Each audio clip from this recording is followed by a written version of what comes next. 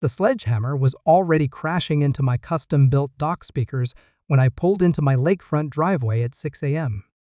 3 HOA board members stood on my private property, demolishing thousands of dollars worth of sound equipment while Patricia, call me Pat Morrison, our power-hungry HOA president, directed the destruction like some kind of suburban warlord.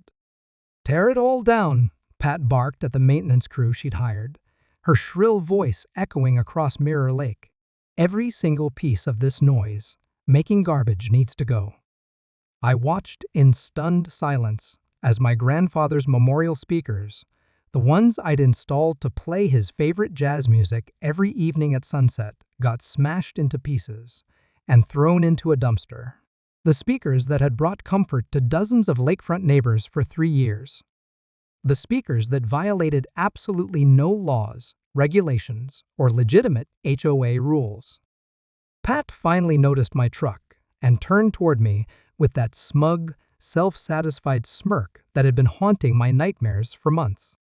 She was wearing her usual power suit, even at dawn, clutching a clipboard like it was Excalibur itself. "Mr. Thompson," she called out sweetly, "I hope you're not planning to interfere with authorized HOA enforcement action. We have every legal right to remove these noise violations from community property." That's when she made her fatal mistake. Pat Morrison had no idea that she wasn't just destroying my property, she was demolishing the belongings of someone who happened to sit on the county noise control board. Someone who had the authority to approve or deny every single noise permit in the entire jurisdiction, including the permits for the massive lakefront construction project that Pat's husband's company was about to start building. As I watched my grandfather's legacy getting destroyed by this petty tyrant, I smiled. Pat Morrison thought she was delivering the knockout punch in our 3-month war. She had no idea that she'd just handed me the nuclear option. Backstory. It all started 6 months earlier when I moved into the lakefront house I'd inherited from my grandfather on Mirror Lake. The property was a slice of paradise, 2 acres of pristine waterfront with a private dock, boathouse, and the kind of sunset views that real estate agents write poetry about. My grandfather, Eddie Thompson, had been a jazz musician in the 1960s before becoming a high school music teacher. He'd spent 40 years of his retirement on that dock every evening, playing saxophone while the sun set over the lake. When he passed away, he left me the house and a simple request: keep the music playing. So I installed a state-of-the-art sound system on the dock, not cheap party speakers, but professional-grade equipment designed for outdoor venues. Every evening at 6 p.m., I'd play an hour of grandfather's favorite jazz standards at a respectful volume while I had dinner on the dock. It became a neighborhood tradition that brought people together. The Johnsons next door would bring their evening cocktails out to their deck to listen. The Martinez family across the cove would pause their evening boat rides to enjoy the music. Even the teenagers who hung out at the public beach would quiet down during Eddie's hour, as they'd started calling it. For 3 years, that music brought nothing but joy to our little lakefront community. People would thank me for maintaining the tradition, for keeping my grandfather's spirit alive in such a beautiful way. Then Pat Morrison moved in. Pat had purchased the most expensive house on the lake, a massive modern monstrosity that looked like a glass and steel alien spaceship had crashed into the shoreline. She'd paid cash, reportedly somewhere north of $2 million, and immediately started treating the entire neighborhood like her personal kingdom. The first sign of trouble came on a Tuesday evening in June. I was setting up for Eddie's hour when Pat appeared on my dock like a bad omen, wearing a designer sundress and carrying a leather portfolio that probably cost more than most people's monthly rent. "Excuse me," she announced without any pleasantries. "I'm Patricia Morrison, your new neighbor. I need to discuss this music situation with you." I was immediately on guard. Something about Pat's tone suggested this wasn't going to be a friendly conversation.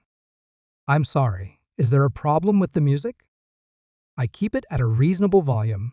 and I only play for an hour each evening." Pat opened her portfolio and pulled out what looked like a legal document. "Mr. Thompson, I've done some research, and I don't believe you have proper permits for outdoor amplified music. Additionally, this daily noise could be considered a public disturbance." I almost laughed. "Ma'am, I've been playing music here for 3 years. Nobody's ever complained, and I'm well within my legal rights. The volume is reasonable, the timing is respectful, and—" "That was before I moved here," Pat interrupted, her fake smile turning predatory. "I've already spoken with several neighbors who are too polite to complain directly, but are quite upset about the noise pollution you're creating." That was a lie, and we both knew it. But Pat Morrison had clearly decided that my evening tradition didn't fit her vision of lakefront perfection.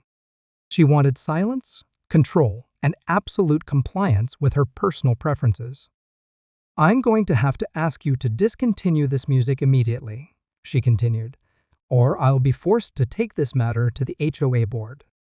I looked at this woman who'd lived on the lake for exactly 2 weeks and was already trying to destroy a tradition that brought joy to an entire community.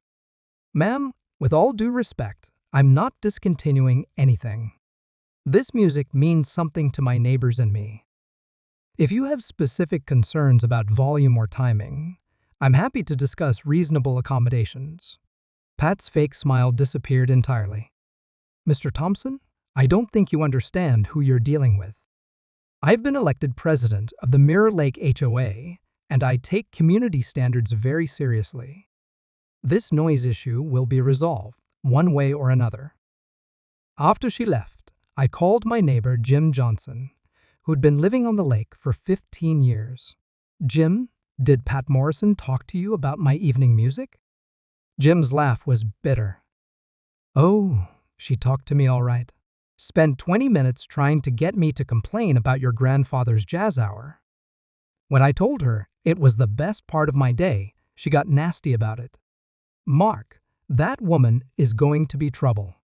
That's when I realized Pat Morrison wasn't just a difficult neighbor. She was a woman who measured her success by how much control she could exert over other people's lives. And she decided to start with me.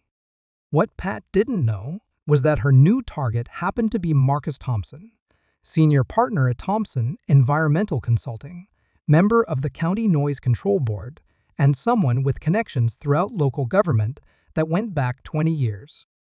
She thought she was bullying a helpless homeowner.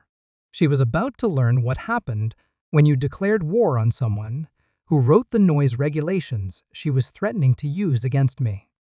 Escalation. Pat Morrison's campaign against my dock music started small but escalated with military precision.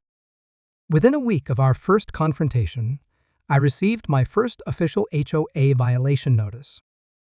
The notice was typed on fancy letterhead and signed with Pat's elaborate signature, VIOLAT, ION unauthorized outdoor amplification device creating noise disturbance. REMEDYREQUIRED immediate removal of sound equipment. PENALTY $200 fine per day until compliance achieved. I called the HOA management company, thinking there had been some mistake.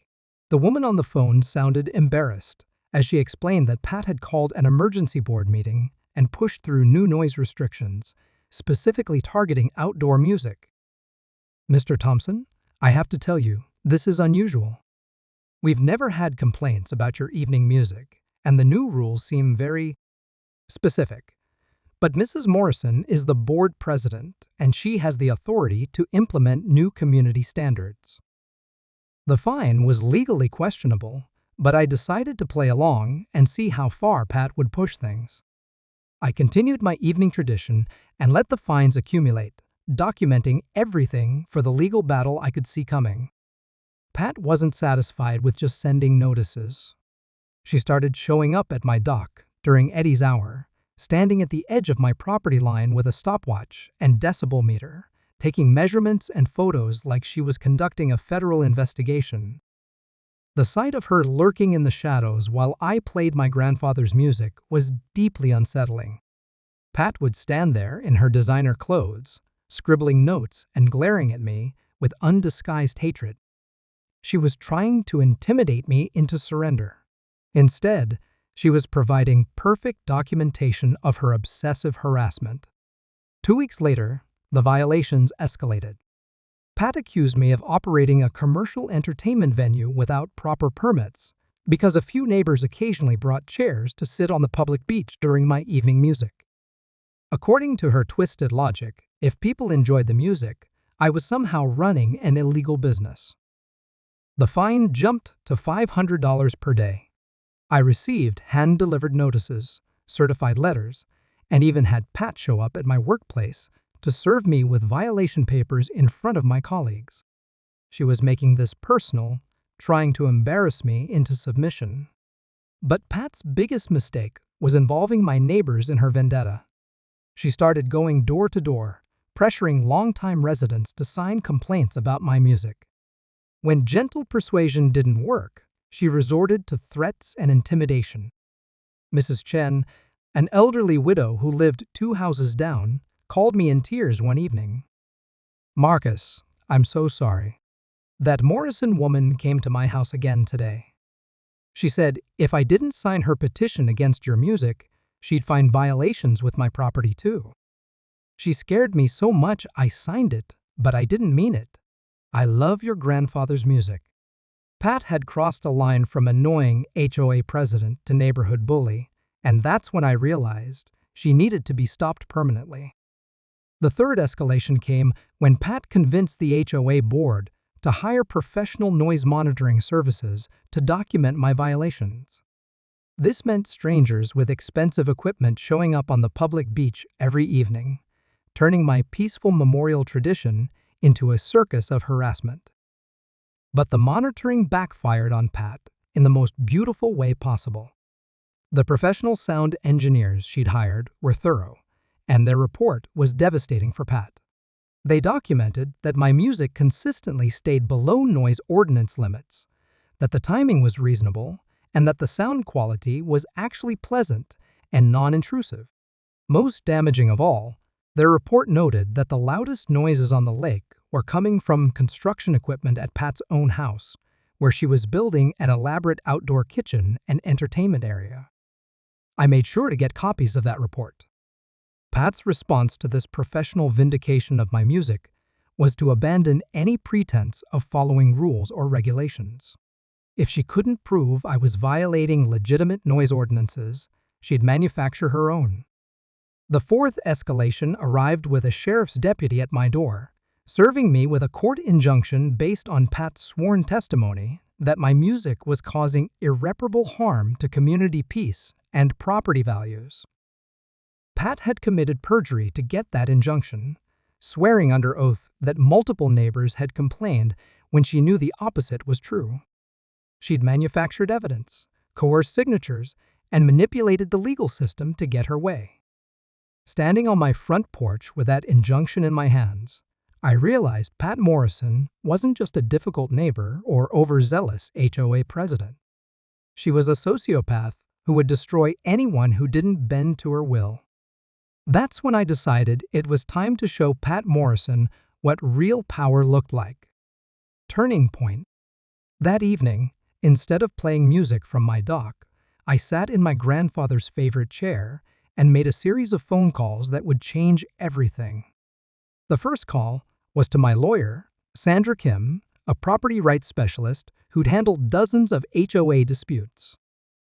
"Sandra, I need you to challenge this injunction, but I also need you to start documenting everything Pat Morrison has done. The harassment, the perjury, the coercion of neighbors.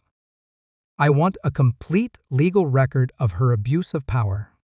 "Marcus, are you sure you want to escalate this? HOA battles can get expensive and time-consuming." I looked out at my dock, where my grandfather had spent thousands of evenings sharing his love of music with anyone who wanted to listen. "Sandra, this isn't about music anymore. This woman is a predator, and she's going to keep destroying people's lives until someone stops her. The second call was to Jim Johnson, my neighbor, who'd become an unofficial leader of the anti-Pat resistance. Jim, I need you to organize something for me. Can you get all the neighbors who've been harassed by Pat to document their experiences? Dates, times, witnesses, everything? Jim's voice was excited. Marcus, you have no idea how many people are waiting for someone to take her down. The Martinez family, the Chens, the Patels were all being terrorized by this woman. What's your plan? I'm going to use Pat's own tactics against her, but I'm going to do it legally and permanently. The third call was to my colleague Sarah Martinez at the County Environmental Services Department. Sarah and I had worked together on noise ordinance reviews for 5 years, and she knew my reputation for thorough, fair assessments. Sarah, I need to file a formal complaint about unpermitted construction activities at 1247 Lakeshore Drive. There's been ongoing construction noise, equipment violations, and possible environmental impacts that needed investigation. Marcus, isn't that your neighborhood? Are you sure you want to get involved in a neighbor dispute? I smiled, thinking about Pat's massive construction project and all the corners her husband's company had cut to save time and money. Sarah, this isn't about neighbor disputes. This is about enforcing the same regulations Pat Morrison has been using to harass other residents. If she wants to play by those rules, she needs to follow them herself. The fourth call was the most important one. I dialed the direct number for County Commissioner Janet Walsh, who had appointed me to the Noise Control Board 3 years earlier. Janet, it's Marcus Thompson. I need to brief you on a situation that's developing in my neighborhood. We have an HOA president who's been abusing noise regulations to harass residents, and I think it's time for the county to review how these ordinances are being enforced. Janet had been in local politics for 15 years and could smell corruption from miles away. Marcus, are you talking about that Morrison woman who's been calling my office demanding special enforcement actions? Because I've been wondering what her game was. That's exactly who I'm talking about. Janet, I think you need to know that Pat Morrison has been systematically abusing county resources to wage personal vendettas against her neighbors.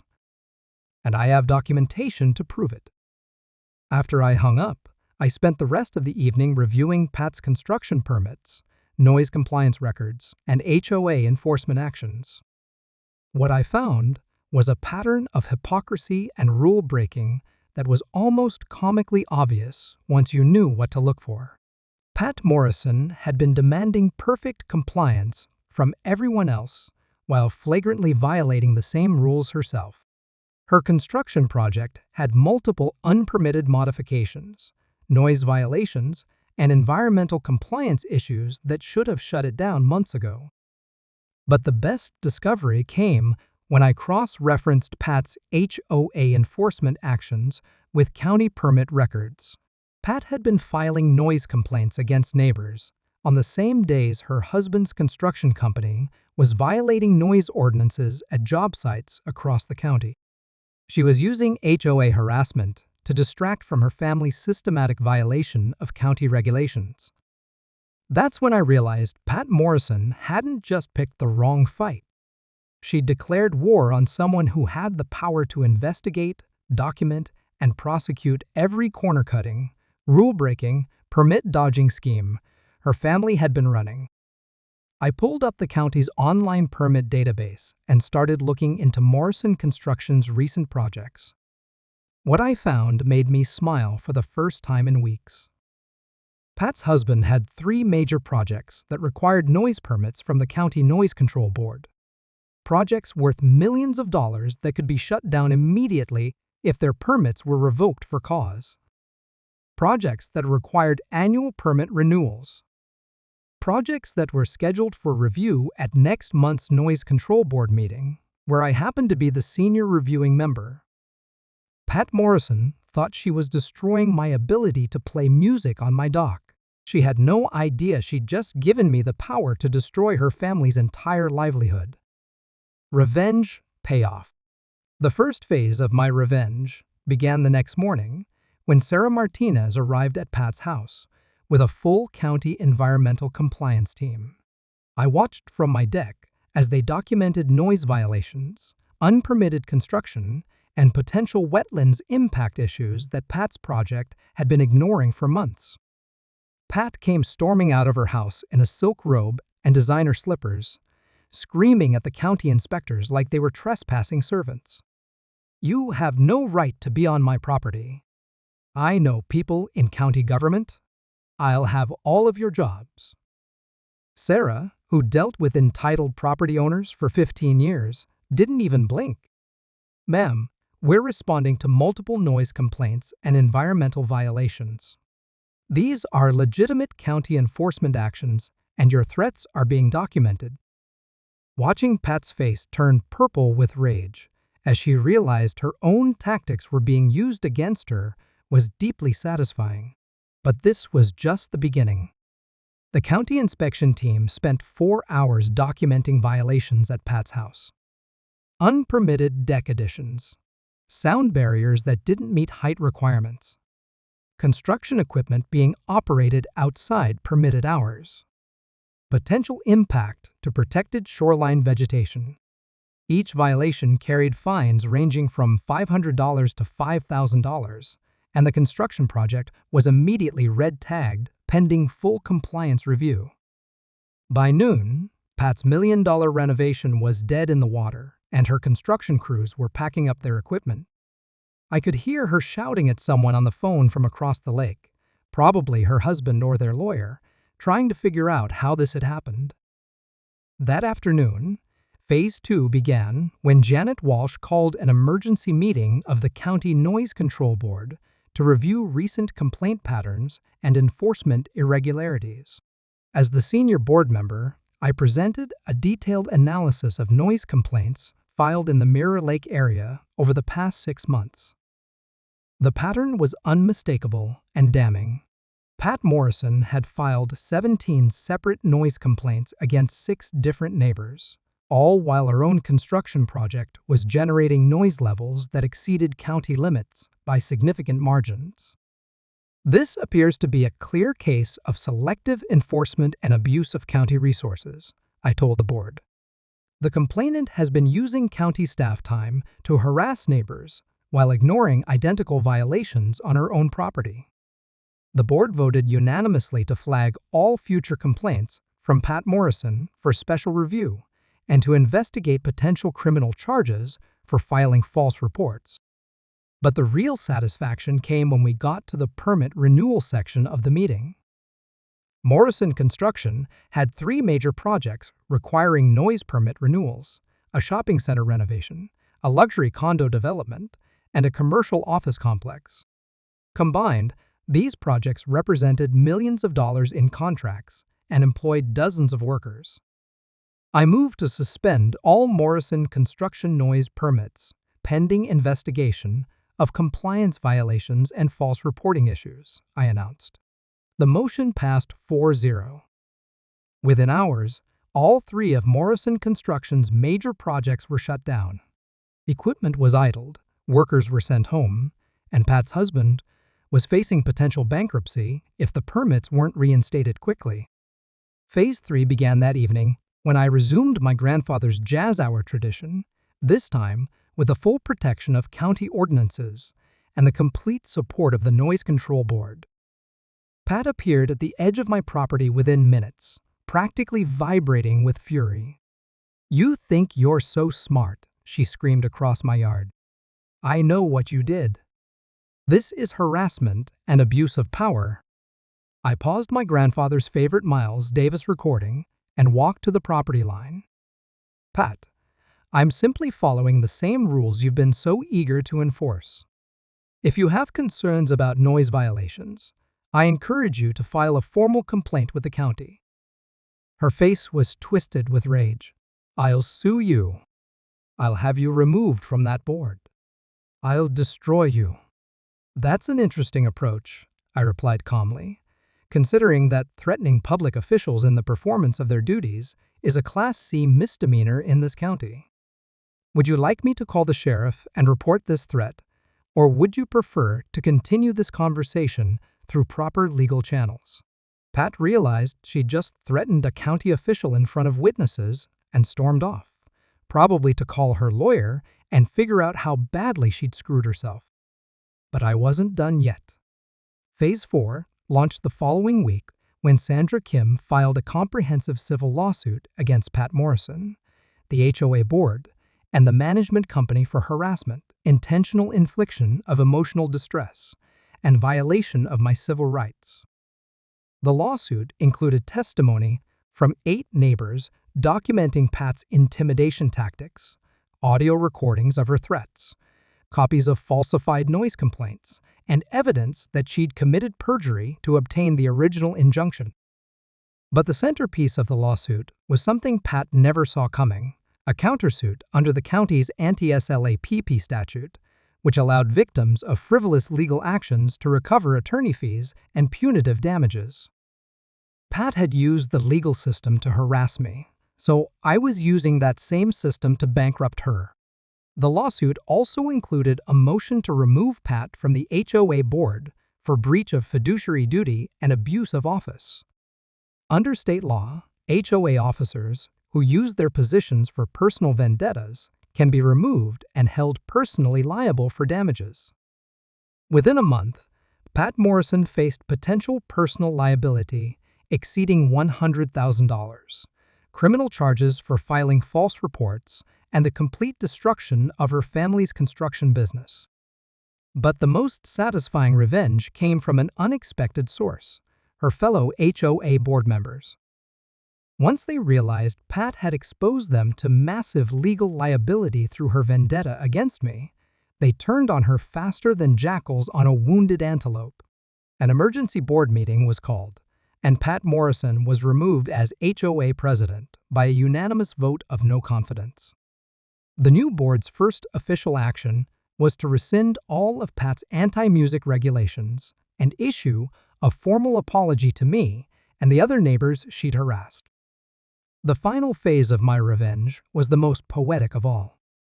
At the next County Noise Control Board meeting, Morrison Construction's permit applications came up for final review. Pat's husband had hired expensive lawyers and submitted detailed compliance plans, hoping to salvage his business from his wife's mistakes.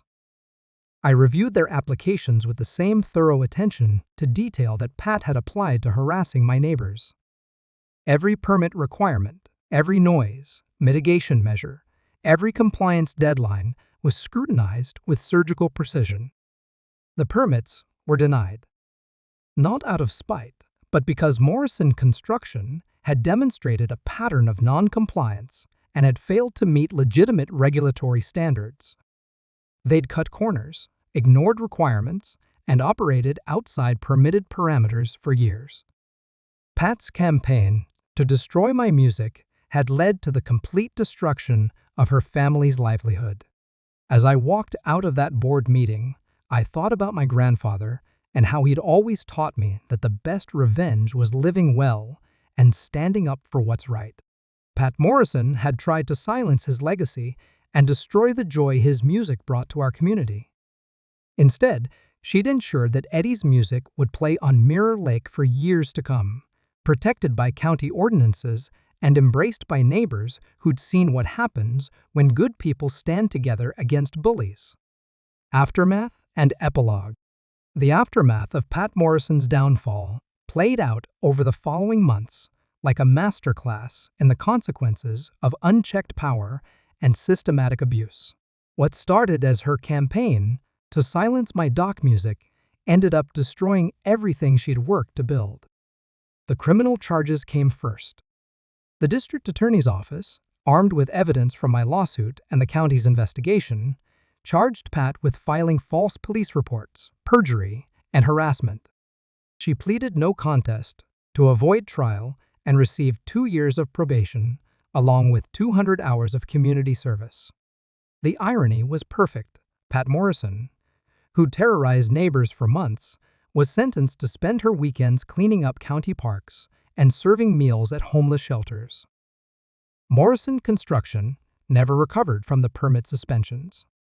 Pat's husband lost all 3 major contracts when the delayed projects went over budget and behind schedule. Word spread quickly through the construction industry about their compliance issues, and new projects dried up completely. They declared bankruptcy 6 months after Pat's first visit to my dock. The civil lawsuit delivered the final blow. The jury awarded damages not just to me, but to every neighbor Pat had harassed during her reign of terror. The total judgment exceeded $300,000, far more than Pat and her husband could pay even before their business collapsed. Their lakefront mansion went up for sale within a year. The asking price dropped 3 times before they found a buyer willing to purchase a house that had become locally infamous as the Morrison Folly. They moved out of state, reportedly to a small apartment in a city where nobody knew their history. The Mirror Lake community experienced a renaissance after Pat's departure. The new HOA board, led by my neighbor Jim Johnson, repealed her oppressive regulations and returned to the common-sense governance that had worked for decades. My evening jazz tradition not only resumed, but became more popular than ever. What Pat had intended as a target for harassment became a symbol of community resilience and the importance of standing up to bullies. Neighbors who'd been intimidated into silence during Pat's regime began sharing their own stories of her harassment. Mrs. Chen revealed that Pat had threatened to have her garden declared a fire hazard unless she signed complaints against other neighbors. The Martinez family had been told their boat dock was non-compliant despite being grandfathered in for 15 years. Everyone had their own Pat Morrison horror story, but nobody had felt strong enough to fight back alone. My successful resistance had shown them that bullies can be defeated when good people refuse to be intimidated. The County Noise Control Board implemented new procedures to prevent future abuse, including mandatory review of complaint patterns and enhanced penalties for filing false reports. My experience became a case study in how HOA powers can be systematically abused and how regulatory systems can be reformed to protect individual rights. But the most meaningful outcome was personal. Every evening at sunset, I sit on my grandfather's dock and play his favorite music for anyone who wants to listen. The tradition has grown into a community gathering, with neighbors bringing chairs and sharing stories, while Miles Davis and John Coltrane provide the soundtrack to another perfect Mirror Lake sunset. Sometimes I think about Pat Morrison, wherever she is now, and wonder if she ever understood what she'd really been fighting against. She thought she was silencing annoying noise from a difficult neighbor. In reality, she'd declared war on a community's shared memory, on the connection between generations, on the simple joy that music brings to people's lives. Pat Morrison had power, money, and legal resources that should have guaranteed her victory over a single homeowner playing jazz music on his dock. But she made the fatal mistake of underestimating her opponent and the community that supported him. She thought she was targeting someone helpless. Instead, she'd picked a fight with someone who understood how power really works, someone with the patience to let her destroy herself, and someone who knew that the best revenge isn't getting even, it's making sure justice gets served, with a side of poetic irony.